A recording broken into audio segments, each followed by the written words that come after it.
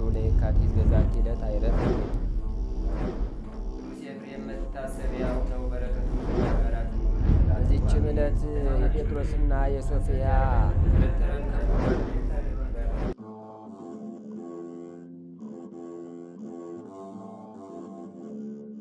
በስማ በወልዶ መንፈስ ቅዱስ አሐዱ አምላክ አመረብኡ ለሐምሌ በዛቲ ዕለት ኮነ ፍልሰተ ሥጋሆሙ ለቅዱሳን አቡቂር ወዮሐንስ ውእቱኬ።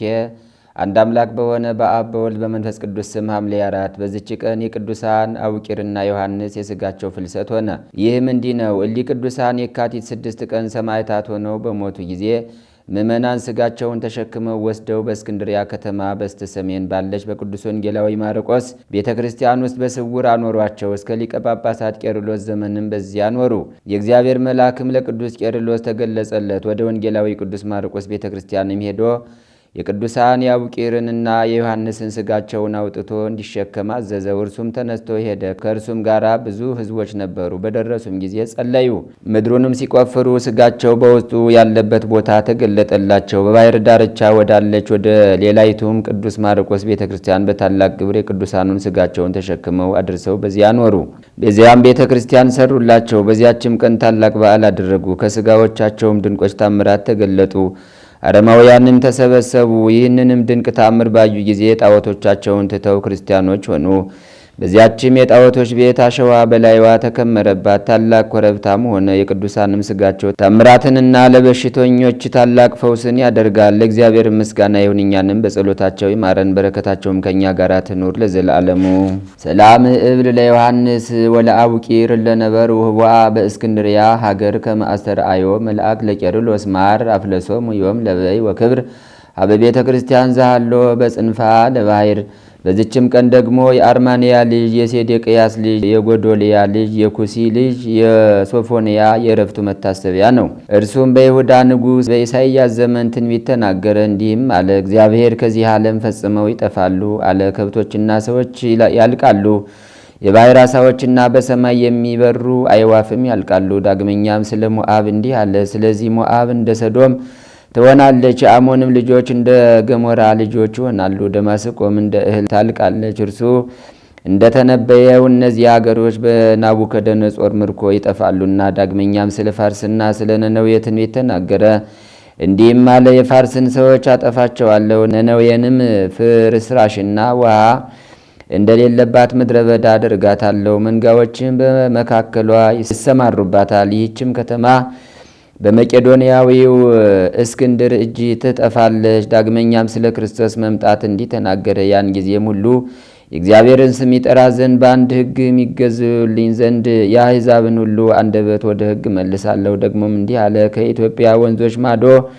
መስዋዕቴን አመጡልኛል። እግዚአብሔር ምስጋና ይሁን፣ እኛንም በጸሎቱ ይማረን፣ በረከቱም ከእኛ ጋር ትኑር ለዘላለሙ። ሰላም ለከ ሶፎንያስ ክቡር ዘተነበይከ በእንተ ይሁዳ ህልቀተ ኃጥአን ምድር እንዘ ትብል ከመዝን በለሰናይ ምግባር እያድህን ወይት ቤዘው ብሩር አመ ምጽአተ እግዚ እለተፍዳ ዘድምፃ መሪር። ዳግመኛም በዚች ቀን ስለ ክርስቶስ ትንቢታቸውን እንደ ፈሳሽ ውሃ ያጎረፉ የ12ቱ ደቂቅ ነቢያት መታሰቢያቸው ነው። በረከታቸውን ከእኛ ጋር ትኑር ለዘላለሙ።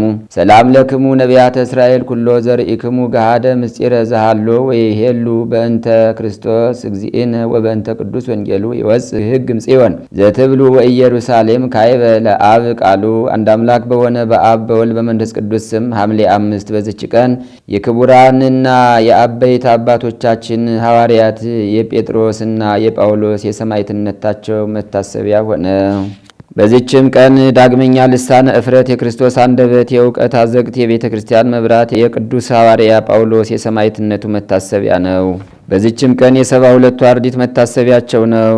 በዚችም ቀን የመላእክት አለቃ የሳቁኤል የበዓሉ መታሰቢያ ነው። አማላጅነቱ ከእኛ ጋር ይሁን ለዘላለሙ። ዘአቅረብኩ ማሕሌተ ዘኪርያ ይላፈ እምለተ ጸምዱ ከዘልፈ ለላ አነብብ ተወከብ ዘንዴቴ መጽሐፈን ተረሰይ ከግዚኦ ጸዲቀ መበለቱ ኩፈ እምለ አቡ በውላን ዘተርፈ ነቢያት ቅዱሳን ሐዋርያት ሰባኪያን ሰማዕቱ ጻድቃኑ መላእክት ትጉሃን ደናግል አድዩ መነኮሳት ሄራን ባርኩ ባርኮ ጉባኤ ዛቲ መካን እስከ አረጋዊ ሊቆን ውስጥ ጻለ ዘጻፎ በክርታስ ወለዛ ጻፎን ዘይደርስ ወለዛ አንበቦ ወለዘ ተርጎመ በልሳን ሐዲስ ወለዘ ሰማ ቃሉ በዝነ መንፈስ በጸሎተሙ ማርያም አራቂተ ኩሉም ባይስቡረ የማሐረነ ኢየሱስ ክርስቶስ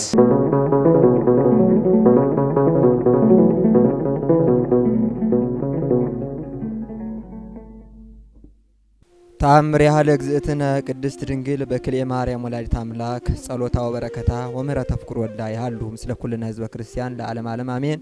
ልመናዋ ክብሯ በእኛ ለዘላለም በእውነት ይደርብና አምላክን የወለደች በድንጋሌ ሥጋ በድንጋሌ ነፍስ የጸናች ክብርት እመቤታችን ያደረገችው ተአምር ነው። አምላክን በወለደች በድንጋሌ ሥጋ በድንጋሌ ነፍስ በጸናች በክብርት እመቤታችን ስም የተሰራች አንዲት ቤተክርስቲያን ነበረች። ካህናትና ብዙ ህዝብ በውስጧ ይኖሩ ነበር። የዛች ቤተክርስቲያን ጠባቂዋ ትዝህርተኛ ትዕቢተኛ ነበርና በንጽህና ሆኖ አያገለግልም ነበር። ኤጲስቆጶሱ ግን እለት እለት ይመክረው ይገስጸው በአደባባይም ይዘልፈው ነበር። ያ ትዕቢተኛም የኤጲስቆጶስን ቃል አልሰማም ምክሩንም አልቀበልም፣ ልቡናው በጎ ነገርን የሚጠላ በሰይጣን መርዝ ተነፍቷልና። በእንዲህ ያለ ክፉ ግብር ሳለ በአምስተኛው ወር በ27 ቀን በዓልን ለማድረግ የተሰበሰቡ ሰዎች ለመባረክ በደገኛው በዓል ቀን እመቤታችን ከሰማይ ወረደች። ለኤጲስቆጶሱ በራእይ ታየችው። ያን ጊዜም ያን ትዝህርተኛ ጠባቂዋ ይጠሩት ዘንድ አዘዘች። ኤጲስቆጶሱም በአይነ ልቡና እያየ ሌላ በማያያት በረቂቅ ስልጣን መላእክት ገረፉት። በነጋም ጊዜ ኤጲስቆጶሱ በራእይ ከሰማው ከእመቤታችን ከተግሳጽ ቃል የተነሳ እየተንቀጠቀጠና እያዘነ ሄደ። ያ ጠባቂ ወዳለበት በደረሰ ጊዜ ወደፊቱ ያመጡት ዘንድ አዘዘ። መልእክተኞቹም በሄዱ ጊዜ እንደ ሬሳ ወድቆ በግንባሩ ተደፍቶ አገኙት። ኤጲስቆጶስም ገብቶ በእርሱ ላይ የተደረገውን ነገር ጠየቀውና በካህናቷ ሁሉና በቤተ ክርስቲያን ላይ ስለታየው ከእመቤታችን ዘንድ ያገኘውን የቁጣ መከራና በእርሱ ላይ የተደረገውን ሁሉ ነገረው። ኤጲስቆጶስም መምህር ሆይ ስማ፣ አንተንም ያልታገሰችም ነበር አለው። እንደኔም መገረፍን ባልተወችህ ነበር። ነገር ግን እኔን ስለ ገጸስከኝና በአደባባይ ስለ ዘለፍከኝ ስለዚህ ትሩፋትህ እመቤታችን ይቅር አለችህ እንጂ። መምህር ሆይ እኔንም ይህ ፍዳ ያገኘኝ ምክርና ትእዛዝህን ስለተላለፍኩ ነው።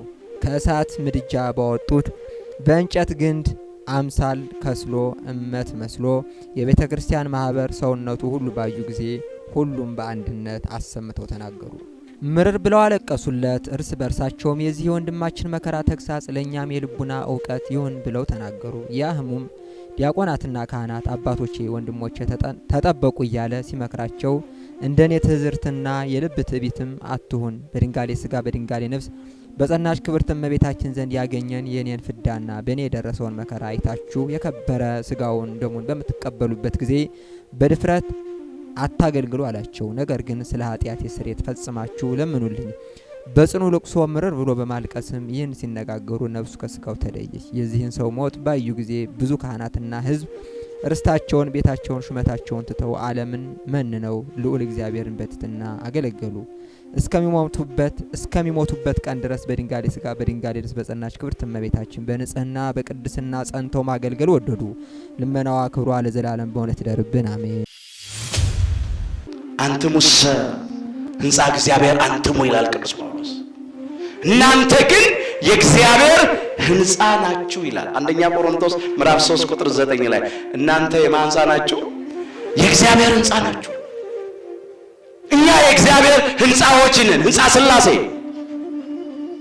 እያንዳንዳችን እግዚአብሔርን የምንመስል የእግዚአብሔር የእጁ ስራዎች ነን። ከአራቱ ባህሪያተ ሥጋና ከሶስቱ ባህሪያተ ነፍስ የፈጠረ የእጁ ስራዎች በአዲስ ተፈጥሮ እንደገና ደግሞ ውድ ዋጋ ከፍሎ ሰርቶናል። እውነት ነው። በብሉይ ኪዳን የመጀመሪያውን ሰው የሁላችንን አባት አዳምን ሲሰራው ከምድር አፈር ነው ያበጀው። እግዚአብሔርም ሰውን ከምድር አፈር አበጀው፣ በአፍንጫውም ሕይወትን እስትንፋስ አለበት፣ ሰው ሕያው ነፍስ ያለው ሆነ ነው የሚለው ዘፍጥረት 2 ቁጥር 7 ላይ። ከአፈር አበጀን። በስጋችን አፈር ነን፣ ጭቃ ነን። እፍ ከተባለብን ከሕይወት እስትንፋስ የተነሳ ነው አምላካችን እግዚአብሔርን የምንመስለው። በአዲስ ተፈጥሮ ግን ሲፈጥረን ውድ ዋጋ ከፍሏል። የመጨረሻ ዋጋ፣ መተኪያና መለኪያ የሌለው ዋጋ ነው የከፈለው። እኛን ለመስራት አምላካችን ጌታችን መድኃኒታችን ኢየሱስ ክርስቶስ ቅዱስ ሥጋውን ነው የቆረሰው፣ ክቡር ደሙን ነው ያፈሰሰው፣ ነፍሱን ነው ለመስቀል ሞት አሳልፎ የሰጠው። እውነት ነው። እኛ ለመሰራት ዋጋ አልከፈልንም። እኛ ለመዳን ዋጋ አልከፈልንም። አምላካችን ግን እኛን ለማዳን እኛን እንደገና በአዲስ ተፈጥሮ ለመፍጠርና ለመስራት የመጨረሻ ዋጋ ከፍሏል። አንደኛ ቆሮንቶስ ምዕራፍ 6 ቁጥር 19 ጀምሮ የተመዘገበውን ቃል እንመልከት። ወይስ ሥጋችሁ አለ፣ ይሄ ሰውነታችን ሕይወታችን ከእግዚአብሔር የተቀበላችሁት በእናንተ የሚኖረው የመንፈስ ቅዱስ ቤተ መቅደስ እንደሆነ አታውቁምን አለ። የምን ቤተ መቅደስ? የመንፈስ ቅዱስ ቤተ መቅደስ እንደሆነ አታውቁምን? የመንፈስ ቅዱስ ማደሪያዎች ነንና በዋጋ ተገዝታችኋልና። በምን ተገዝታችኋል? በዋጋ ተገዝታችኋልና ለራሳችሁ አይደላችሁ። በዋጋ ተገዝተናል። የተከፈለብን ዋጋ ግን ብር አይደለም፣ ወርቅ አይደለም። የተከፈለው ዋጋ ቅዱስ ሥጋው ነው፣ ክቡር ደሙ ነው። ነፍሱን ነው ለመስቀል ሞት አሳልፎ የሰጠው። ይህ ዋጋ ተከፍሎብናል።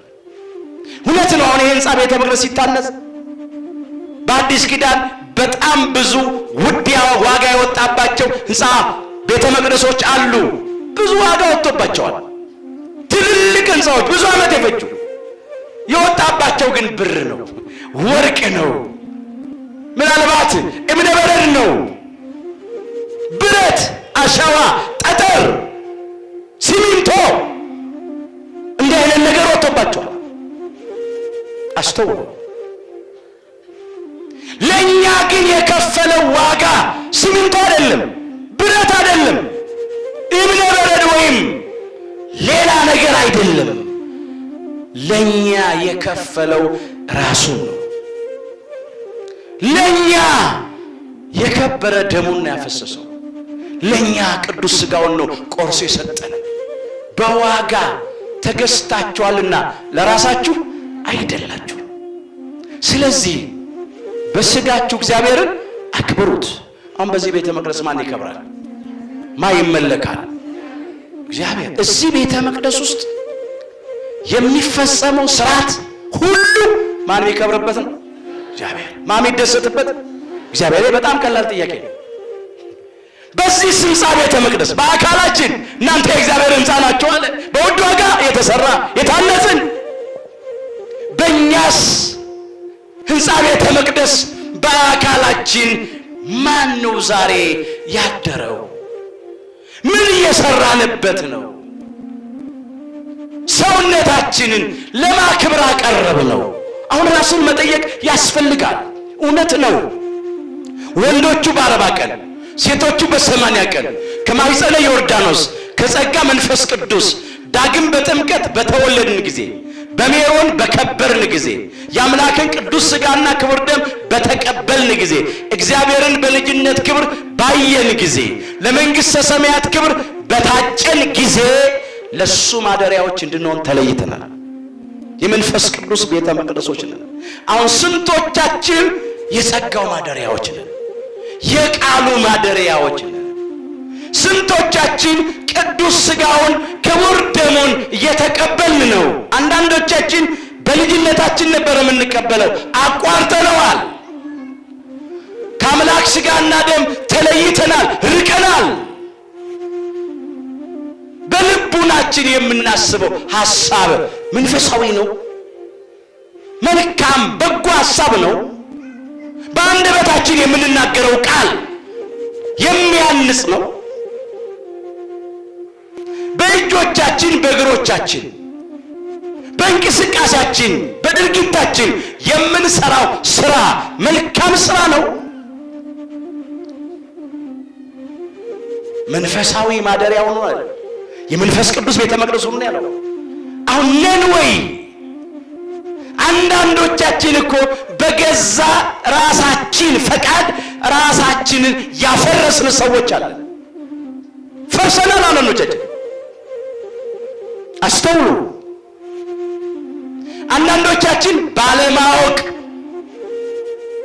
ራሳችንን በክፉ ምኞት ክፉ ቃል ከአንደበታችን እየወጣ ክፉ ስራ እየሰራን ራሳችንን በራሳችን አፍርሰነዋል። እግዚአብሔር እንደገና መልሶ ይስራል። አንዳንዶቻችን አውቀን በድፍረት አያድርስ ነው ደግሞ ይሄ። እስቲ በሉ የድፍረት ኃጢአት በሉ። እንዳይገዛኝ እኔን ባሪያህን ጠብቀኝ።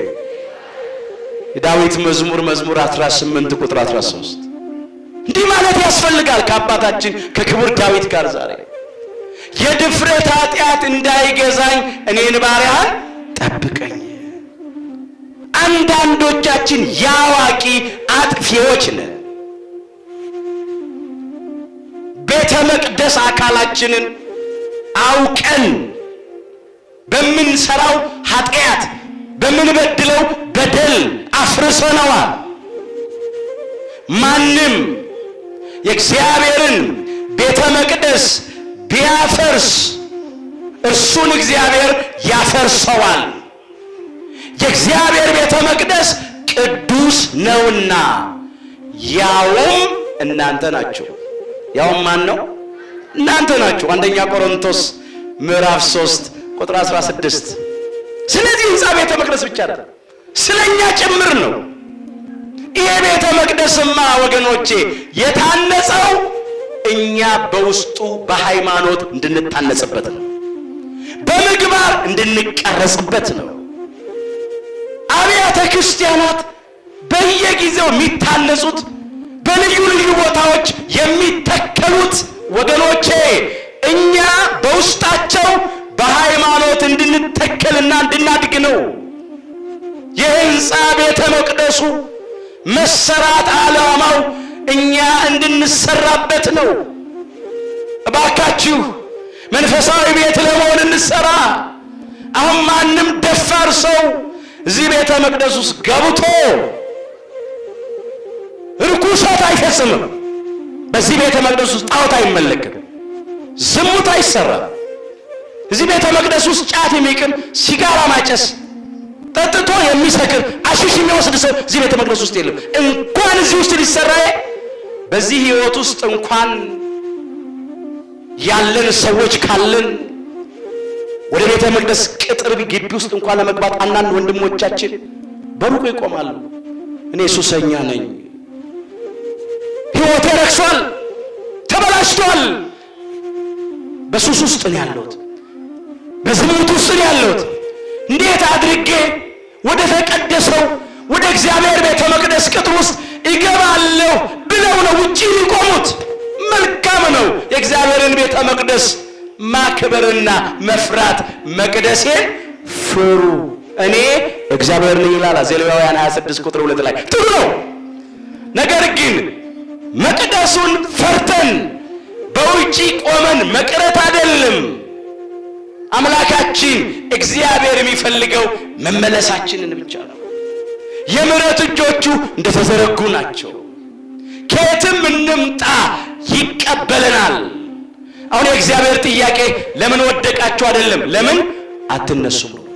ለምን በደላችሁ አይደለም፣ ለምን አትመለሱም ነው። ለምን ረከሳችሁ አይደለም፣ ለምን አትቀደሱም ነው። እሱ የሚጠላው ኃጢአትን ነው እንጂ ኃጢአተኞችን አይጠላም። እስቲ በሉ ከኔ ጋራ ነፍሴ በሉ አትጸየፋችሁ። ኦሪት ዘሌዋውያን ምዕራፍ 26 ቁጥር 12። አይጸየፈንም። ሰዎች ይጸየፉን ይሆናል። እኛም ራሳችንን ከበደላችን ከኃጢአታችን የተነሳ እንጸየፈዋለን፣ እንጠላዋለን። ግን አምላካችን እግዚአብሔር በፍጹም አይጸየፈንም። ፍቅር የሆነ አምላክ ነው። እንደገና ሊቀድሰን፣ እንደገና ሊያንጸን፣ ሊሰራን፣ መጥፎ ታሪካችንን ለጥሩ ሊቀይር፣ ነውራችንን ሊያንከባልል፣ የከበደውን ሸክማችንን ሊያቀል፣ ቀንበራችንን ሊሰብር፣ ወጥመዳችንን ሊበጣጥስ፣ እንቆቅልሻችንን ሊፈታ የታመነ አምላክ ነው። ከኛ የሚጠበቀው ወደ ቤቱ መምጣት።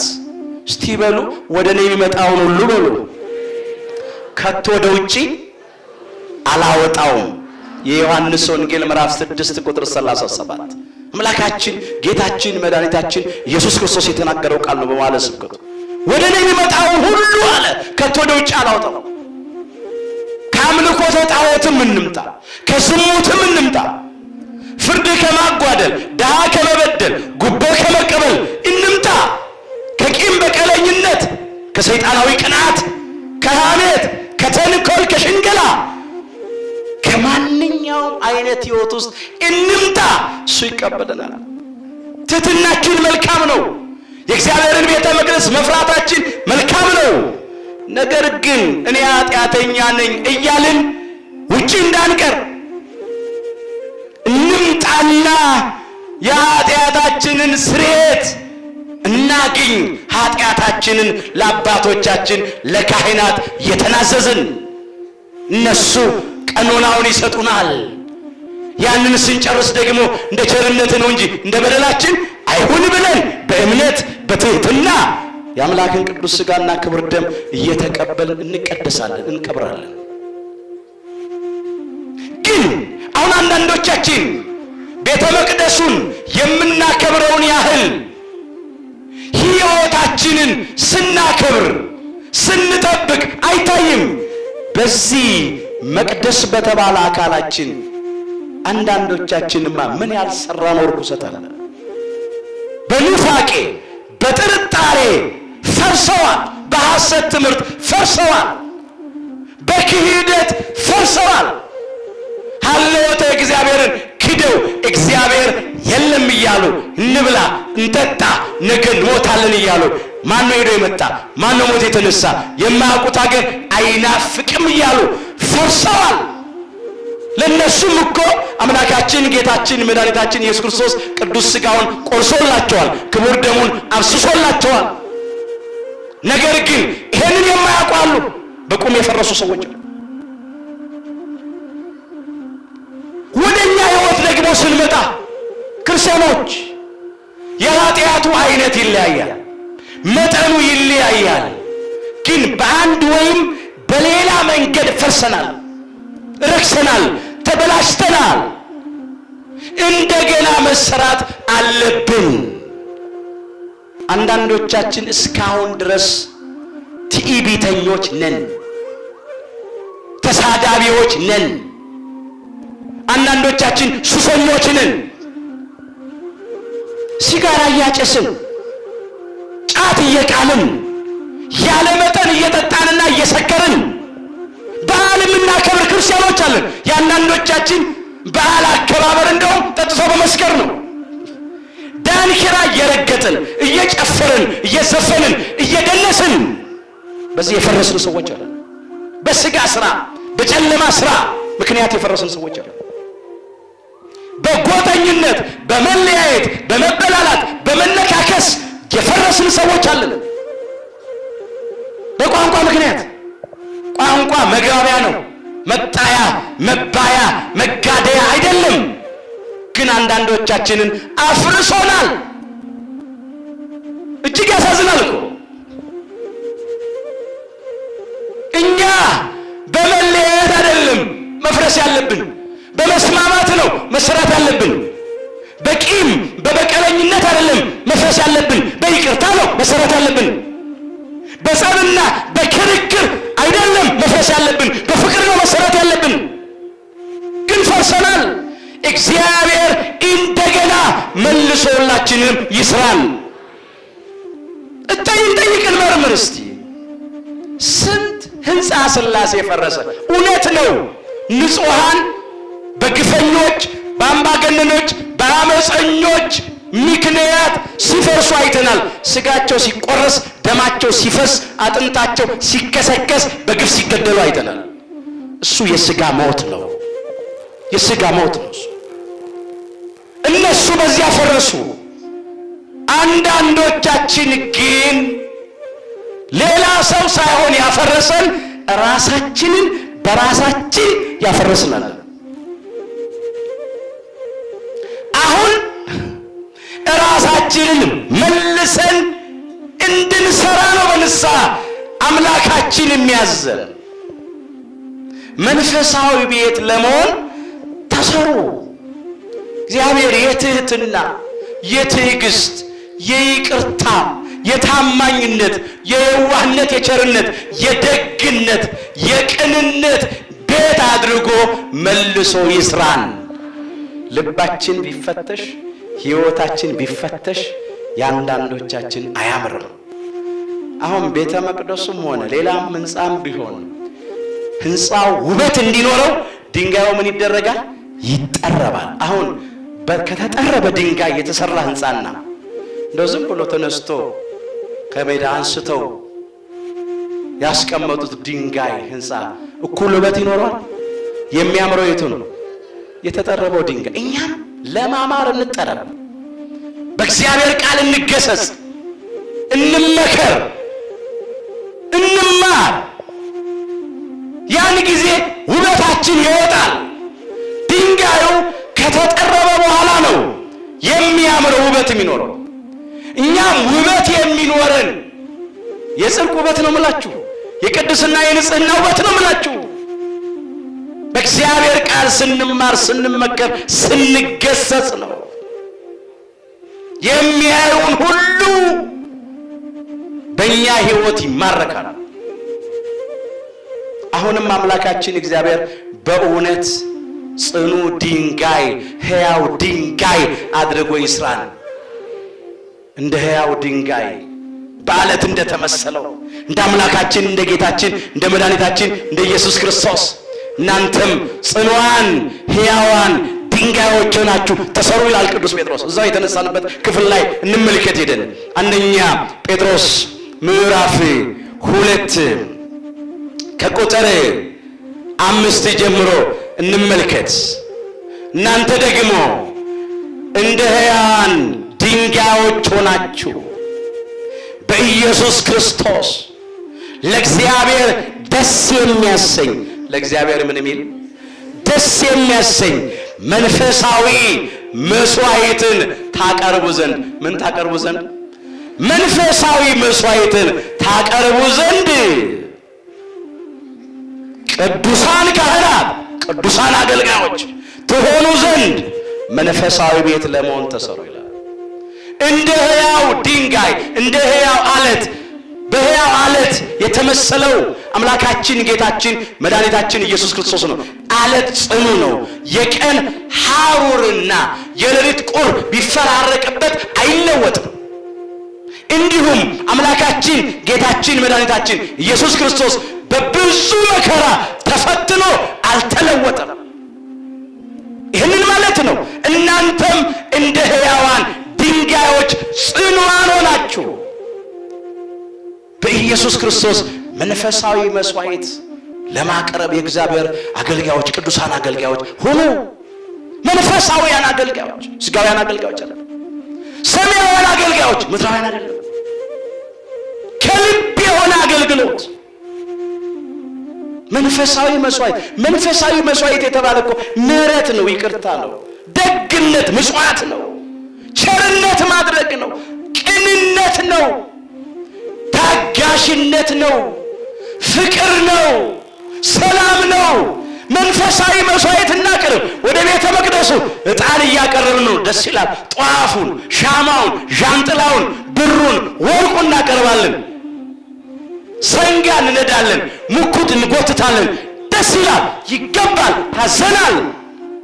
እኛ እስከ ልባችን የምናቀርበው መንፈሳዊ መስዋዕት የታለ? ቂም አርግዘን ለበቀል እየተጣደፍን እየዋሸን እየረከስን ከዚህም ከዚያም እየደረስን እንደ ውሻ እየተልከሰከስን መቅደስ አካላችንን በዝሙት እያረከስን እግዚአብሔር ይህን አይቀበለው። እግዚአብሔርን የማያውቁ አገልጋዮች ከመባል ክርስቲያኖች ከመባል እግዚአብሔር ያድነን። አንድ ነገር እናንሳ። የአፍኒንና የፊናስ ሕይወት ትዝ ይላችኋል? አንደኛ ሳሙኤል ምዕራፍ 2 ቁጥር 12 ላይ ተመዝግቧል። አፍኒንና ፊናስ የሊቀ ካህናቱ የኤሊ ልጆች ምናምንቴዎች ነበሩ ይላል። ምኖች ነበሩ? ምናምንቴዎች። ለምን? ምናምንቴ ስራ ይሰሩ ስለነበሩ። ከዛ ይቀጥልና ምን ይላል? እግዚአብሔርንም አያውቁም ነበር። እግዚአብሔርን አይሉ ነበር። እግዚአብሔርን አያውቁም ነበር። ለካ እግዚአብሔርን የማያውቁ የእግዚአብሔር አገልጋዮች አሉ። የሚያገለግሉት ቤት ነው። በመገናኛው ድንኳን፣ በደብተራ ኦሪት፣ በቤተ መቅደስ፣ በመጀመሪያው ቤተ መቅደስ የሚያገለግሉት ማን ነበረ? እግዚአብሔርን ነበረ። ግን እግዚአብሔርን አያውቁትም ማለት እግዚአብሔርን አያመልኩትም፣ ለእግዚአብሔር አይታዘዙም፣ የእግዚአብሔርን ፈቃድ አይፈጽሙም። የእውቀት ጉዳይ አይደለም። እግዚአብሔር አምላክ እንደሆነ ያውቃሉ፣ ፈጣሪ እንደሆነ ያውቃሉ። ግን ለእግዚአብሔር አይገዙም ነበረ፣ የእግዚአብሔርን ፈቃድ አይፈጽሙም ነበረ። መጀመሪያ መስዋዕቱ መቅረብ ያለበት ለእግዚአብሔር ነው። ስማቴሱ ደም ማፍሰሱ የኦሪቱ መስዋዕት። ከዚያ ተረፈ መስዋዕቱን ነው እነሱ መብላት ያለባቸው። ግን መጀመሪያ መስዋዕቱን ለራሳቸው ይበሉ ነበር። መብራቱን በመቅረዙ ላይ ማብራት ነበረባቸው። ጊዜውን ጠብቀው ያን ያደረጉም ነበረ። በመገናኛው ድንኳን ከሚያገለግሉ ሴቶች ጋር ተኙ ይላል። በዝሙት ረከሱ። እግዚአብሔርን የማያውቁ የእግዚአብሔር አገልጋዮች ማለት ነው። አንዳንድ ጊዜ በቤተ ክርስቲያን ውስጥም በእኛ ሕይወት ውስጥ አንዳንዶቻችን እግዚአብሔርን የማናውቅ የእግዚአብሔር አገልጋዮች ነን። እንሰብካለን፣ እንደምንሰብከው ቃል አንኖርም። አንዳንዶቻችን እንዘምራለን፣ እንደምንዘምረው ቃል አንኖርም። እንናገራለን፣ እንደምንናገረው ቃል አንኖርም። እንሰማለን፣ እንደምንሰማው ቃል አንኖርም። አሁን የእግዚአብሔርን ቃል ቅዱስ ወንጌልን በልብሳችን ላይ አትመን እንሄዳለን። አንዳንዶቻችን መልካም ነው። መኪናችን ላይ እንለጥፈዋለን፣ ቤታችን ግድግዳ ላይ እንለጥፈዋለን፣ ቢሮአችን ውስጥ እናስቀምጠዋለን፣ በሰፋፊ ጨርቆች ላይ ባማሩ ጽሑፎች በልዩ ቀለማት እናትምና እንሰቅላለን። ግን ስንቶቻችን እንደዚያ ቃል እንኖራለን ነው ጥያቄ። አሁንም እግዚአብሔርን የማያውቁ የእግዚአብሔር አገልጋዮች ሆነ ከመገኘት ያድነን።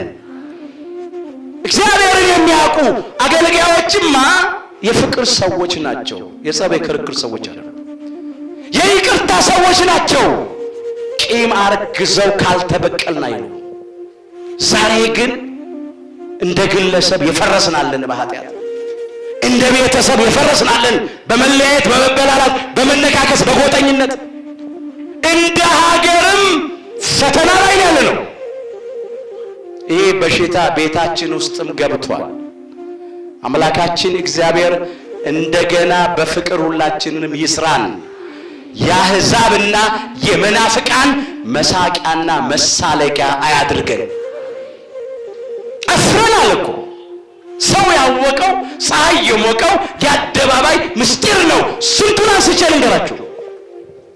እንዴት አድርገንም እንደምንሰብክ ግራ ገብቶናል። እኛ ፍቅር ነው የምንሰብከው፣ የፍቅር ሰዎች አይደለንም። አንዳንዶቻችን ይቅርታ እንሰብካለን፣ የይቅርታ ሰዎች አይደለንም። ሰላም እንሰብካለን፣ የሰላም ሰዎች አይደለንም። ለሚጠፋ ብር፣ ለሚፈነግል ወንበር፣ ለሚቀር ምድራዊ ክብር ብለን ወይም ስለ ሥጋ ለባሽ ሰዎች ብለን ዛሬ ከእግዚአብሔር ሕግ ተለይተን አንዳንዶቻችን በቁማችን እየፈረስን ነው። እግዚአብሔር እንደገና ይህንን ጊዜ አሳጥሮ በፍቅር በቅድስና በንጽህና በጽድቅ ሁላችንን መልሶ ይስራል። መንፈሳዊ ቤት ለመሆን ተሰሩ። መንፈሳዊ ማደሪያ ሆኖ እግዚአብሔር ፍቅሩን፣ ትሕትናውን፣ ይቅርታውን፣ ትዕግስቱን፣ ታማኝነቱን፣ ደግነቱን በሁላችን ልቡና ያሳድርብን። ስጋዊውን የጨለማውን ሥራ፣ የኃጢአትን ሥራ፣ የዲያብሎስን ፈቃድ፣ አምልኮተ ጣዖቱን፣ ዝሙቱን፣ ርኩሰቱን፣ ትዕቢቱን፣ ጎጠኝነቱን፣ ቂም በቀሉን፣ ተንኮል ሽንገላውን፣ ሐሜቱን፣ ስካሩን፣ ሰይጣናዊ ቅናቱን ሁሉ ከልቡናችን መቅደስ አውጥቶ ይጣልልን። ወኩኑ ታቦተ መንፈሳዊ፣ መንፈሳዊ ታቦት ሁኑ። አንደኛ ጴጥሮስ ምዕራፍ 2 ቁጥር 5። አሁን የቤተ መቅደስ ችግር የለም።